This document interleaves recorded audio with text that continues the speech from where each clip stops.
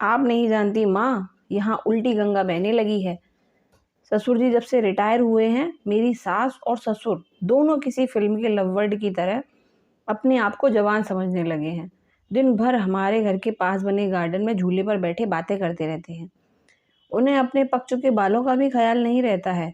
अब इस उम्र में उन्हें ऐसा व्यवहार क्या शोभा देता है। कविता अपने ससुराल के समाचार अपनी माँ को बता रही थी। तभी सास अलका उदास मन से रसोई घर में जाती है, क्योंकि बहू की वो कड़वी बातें उन्होंने सुन ली थी। उसकी सभी बातों को नज़रअंदाज कर सास मसाले वाली चाय बना के पहले एक कप बहू को उसके कमरे में देकर दूसरा कप अपने पति सोमनाथ के लिए लेकर जाती है। बहू ये देखती है और अपना मुंह टेढ़ा करती है।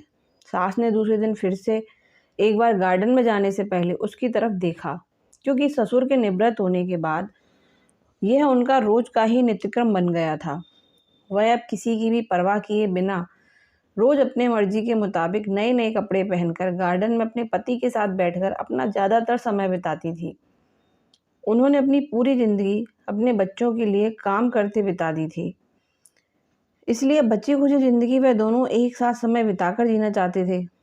आनंद निवास बंगले जैसा 2 मंजिलों का घर पति पत्नी का ये सपना था और उन्होंने बड़ी मेहनत से इसे पूरा भी किया था। अलका जी ने घर के सामने बड़े प्यार से उस गार्डन को बनाया था और वहाँ पर कई फूलों के पौधे उगाए थे।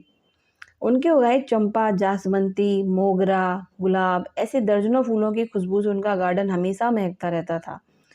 अलग अलग ऋतुओं में अलग अलग सब्जियां भी अपने उस गार्डन में उगाया करती थी। रसोई के लिए धनिया, पुदीना और मेथी उन्हें कभी बाहर से खरीदनी नहीं पड़ती थी। इतने सालों तक काम की भागदौड़ में सोमनाथ जी भी कभी इस जगह का आनंद नहीं ले पाए थे, लेकिन अब उनका पूरा खाली समय इसी जगह पर बीतता था। दरअसल एक और छोटा सा घर वह वहाँ बना सकें, इसलिए उन्होंने वह जगह खरीदी थी, लेकिन अब वह संभव नहीं था। अलका जी को अपने बनाए उस गार्डन में एक झूला चाहिए था, जो उन्होंने लाकर दिया था, और अब वही झूला उनको एक दूसरे के साथ ज़्यादा से ज़्यादा सुखमय समय बिताने का जरिया बन गया था। उन्होंने अपने घर में सभी ज़रूरी चीज़ों की और बाकी ऐशो आराम की चीज़ों की कोई कमी नहीं रखी थी। फिर भी बहू को दोनों का उस झूले पर बैठकर समय बिताना खटकता था। पहले दिन भर उसके साथ रहने वाली सास अब ज़्यादा समय अपने पति को देने लगी थी। अपने सास ससुर को टोंट मारने का एक भी मौका कविता नहीं छोड़ती थी। वह हमेशा अपना दिमाग उनको उस जगह से हटाने के लिए लगाती और एक बार उसने ऐसा करने के लिए एक षड्यंत्र भी रचा। अजय, तुम्हें नहीं लगता हमें एक बड़ी कार लेनी चाहिए? कविता ने अपने पति से कहा। आइडिया तो अच्छा है, लेकिन कार रखने के लिए जगह कहाँ है हमारे पास? एक ही छोटा सा गैरेज है, जहाँ सिर्फ एक कार के लिए जगह है। अजय ने चिंता वाले स्वर में कहा। कौन कहता है जगह नहीं है? वह गार्डन है ना, जहाँ आजकल 2 लवबर्ड अपना डेरा जमाए बैठते हैं। कविता ने पति की तरफ तिरछी नजर करते हुए कहा। आजकल तुम कुछ ज्यादा नहीं बोलने लगी हो? अजय ने अपनी पत्नी को फटकार लगाते हुए कहा। लेकिन सच तो ये था कि अजय ने भी इस बारे में अपने पिता से बात करने का मन बना लिया था। अगले दिन अजय पिता के पास गया और उनसे बोला, पिताजी, मेरा और आपकी बहू का मन है कि एक बड़ी कार ली जाए। पर बेटा, हमारे पास पहले से एक गाड़ी है ना, दूसरी गाड़ी लेने के बाद हम उसे रखेंगे कहाँ? सोमनाथ जी ने कहा। पिताजी, इसी गार्डन में एक नया गैरेज बनाने का सोच रहा हूँ। कविता को इस गार्डन की कोई चिंता ही नहीं है और माँ भी भला अब और कितने दिनों तक गार्डन का ख्याल रखेंगी। इसलिए अच्छा होगा कि सभी पेड़ पौधों को तोड़कर यहाँ गैरेज बना लिया जाए। अजय ने अपने विचार बताए। दूर खड़ी अलका जी का यह सुनकर जैसे दिल ही बैठ गया।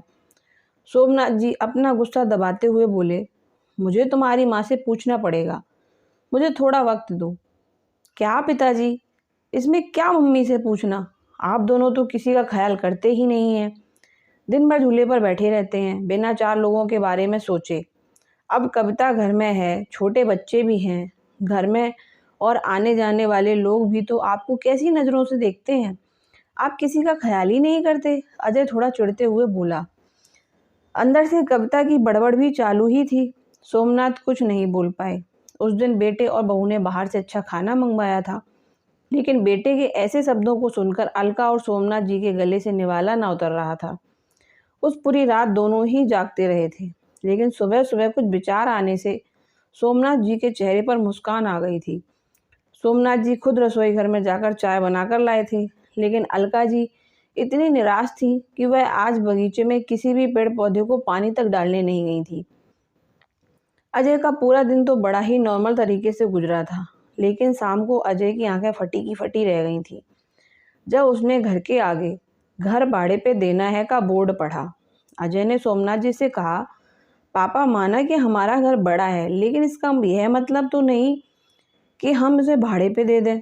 बेटा, अगले महीने मेरे साथ काम करने वाले शर्मा जी रिटायर हो रहे हैं और वही इस घर में भाड़े पे रहेंगे, सोमनाथ जी ने कहा। लेकिन वह कहाँ रहेंगे? अजय ने अपनी शंका भरा सवाल पूछा। घर के उस हिस्से में जहाँ तुम रहते हो, सोमनाथ जी ने कड़क आवाज में कहा। और पापा हम कहाँ रहेंगे? नरम पड़ती आवाज में अजय ने पूछा।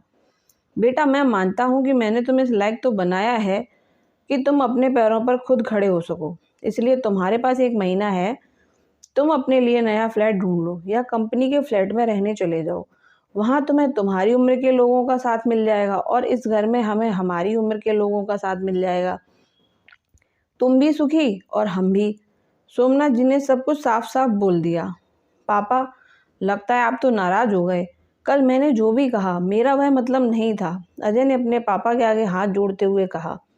नहीं बेटा, तुम्हारी जनरेशन ने हमें एक सबक दिया है कि कैसे प्रैक्टिकल बनकर रहा जाता है। हम बड़े तुम बच्चों को एक साथ देखकर खुश हो सकते हैं, तो तुम्हें हमें साथ में देखने में क्यों प्रॉब्लम होती है? यह घर, यह गार्डन में बड़े हुए यह पेड़ पौधे इस बात के गवाह हैं कि कैसे तुम्हारी माँ ने मेरे लिए और खासकर तुम्हारे लिए जी जान से सेवा की है, अपना समय, अपनी जवानी खर्च कर दी है। इसलिए इन सब पर तुमसे और मुझसे भी ज़्यादा तुम्हारी माँ का हक है और इन सबको मैं तुम्हारी माँ से नहीं छीन सकता। सोमनाथ जी ने अपनी पत्नी की तरफ देखकर कहा। दोस्तों, जाने अनजाने में हम हमेशा यह गलती कर बैठते हैं। हम सोचते हैं कि हमारे बड़े बूढ़े हमारे हिसाब से जीवन जिएं। ऐसा करवाने के लिए हम उन पर अपने विचार थोपने लगते हैं, लेकिन हम यह भूल जाते हैं कि उन्होंने हमारे लिए कितना त्याग किया है और जब उन्हें उनके हिसाब की ज़िंदगी जीने का मौका मिला है, तब उनका साथ देने के बजाय हम उनके विरोधी बन जाते हैं। तो दोस्तों, ये कहानी यहीं पर ख़त्म होती है। अगर आपको ये कहानी पसंद आई हो तो मेरे चैनल को सब्सक्राइब करें और वीडियो को लाइक करना ना भूलें।